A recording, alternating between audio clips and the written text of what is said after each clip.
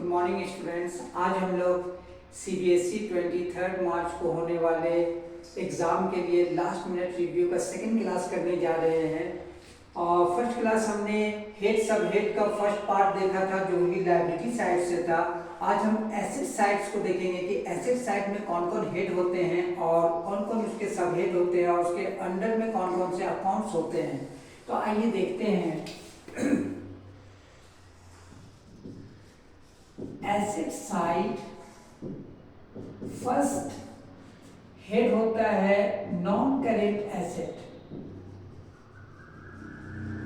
Non current asset. अब इस non current asset में दो सब हेड होते हैं। First tangible fixed assets, second intangible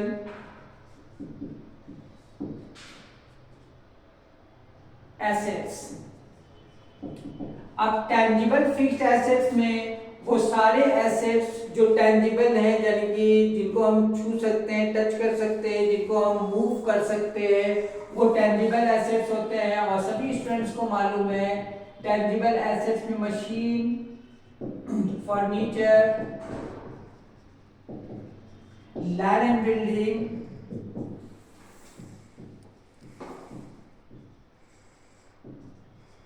और इस तरह के मोबाइल हो गया, कंप्यूटर हो गया, ये सारे टैंजिबल फिक्स्ड एसेट्स हैं। इलेक्ट्रिक इक्विपमेंट हो गया, ये सब टैंजिबल फिक्स्ड एसेट्स हैं। तो टैंजिबल फिक्स्ड एसेट आप बहुत अच्छे से जानते हो, 11वीं क्लास से आप पढ़ते आ रहे हो। इनटैंजिबल एसेट्स की अगर बात की जाएगी तो इनटैंजिबल एसेट्स में हमारा आता है गुडविल, पेटेंट, कॉपीराइट, और तो ये सारे एसेट्स जो होते हैं वो इनटैंजिबल फिक्स्ड एसेट्स होते हैं।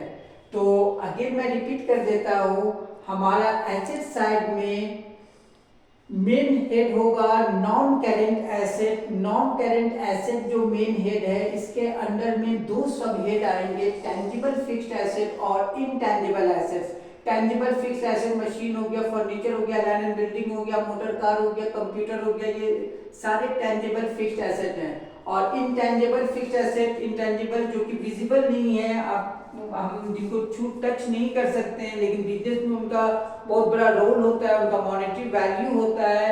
जैसे गुडविल हो गया, पेटेंट हो गया, कॉपीराइट हो गया। मैंने 2 बार पेटेंट लिख दिया है, एक बार मुझे कॉपीराइट लिख देना चाहिए।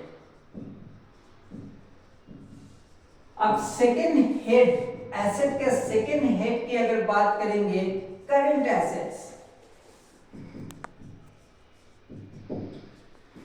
सेकेंड हेड की अगर बात करेंगे तो सेकेंड हेड में करंट एसेट्स हैं। अब करंट एसेट में ट्रेड रिसीवेबल एक एसेट है हमारा, ट्रेड रिसीवेबल।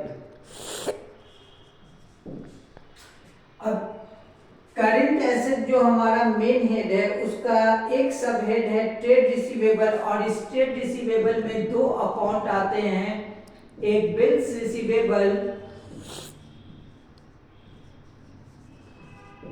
और सेकंड हमारा आता है डेटर्स, सन्डी डेटर्स।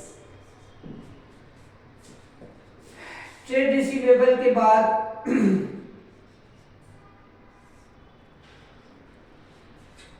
दूसरा हमारा सबहेड आता है cash and cash equivalent. Cash and cash equivalent में हमारा आता है कैश, बैंक,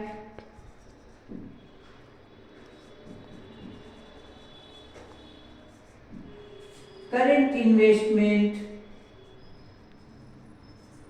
ये सारे हमारे आते हैं कैश एंड कैश इक्विवेलेंट में। उसके बाद हमारा अगला सबहेड आता है स्टॉक इन्वेंट्री।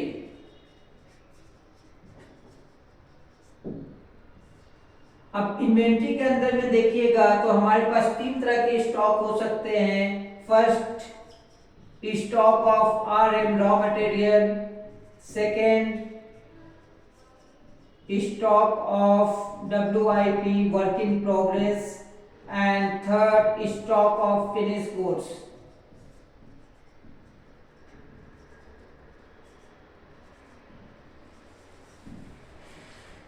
और इनको छोड़ करके बाकी जितने भी करंट एसेट होंगे उनको आप डायरेक्ट रखेंगे अदर करंट एसेट में। बाकी जितने भी करंट एसेट होंगे उनको आप डायरेक्ट रखेंगे अदर करंट एसेट्स में। तो मेनली जो आपसे पूछा जाता है हेड एंड सब हेड एसेट साइड से, वो मेन यही पूछा जाता है। आपको नॉन करंट एसेट के कुछ अकाउंट दे दिए जाएंगे और पूछा जाएगा कि इसके हेड एंड सब हेड बताइए। जैसे आपको मशीन दे दिया जाएगा तो आप बताएंगे हेड आपका नॉन करेंट एसेट एंड सब हेड आपका टेंजिबल फिक्स्ड एसेट। इसी तरह से अगर पेटेंट आपको दे दिया गया है तो आप मेन हेड बताएंगे नॉन करेंट एसेट एंड उसके सब हेड को बताएंगे इनटेंजिबल एसेट्स। अब current assets second main head है हमारा एसेट्स का। अब करेंट एसेट्स में जब आपको डेटर्स के बारे में डेटर्स दे देगा और डेटर्स के बारे में अगर आपसे पूछा जाएगा तो आप बताएंगे मेन हेड बताएंगे करेंट एसेट एंड उसके सब हेड को बताएंगे ट्रेड रिसीवेबल। उसी तरह से अगर आपको बैंक दे दिया जाता है तो मेन हेड जो होगा वो करंट एसेट होगा और सब हेड होगा कैश एंड कैश इक्विवेलेंट। तो यही हेड एंड सब हेड है और बहुत आसान सा चीज है और इससे 3 मार्क्स का क्वेश्चन डेफिनेटली आएगा और आप इसको 3 मार्क्स के क्वेश्चन को उठा सकते हैं। ठीक है, थोड़ा ध्यान बस रखना है। तो आप लास्ट में इसको जरूर रिव्यू करें। Thank you.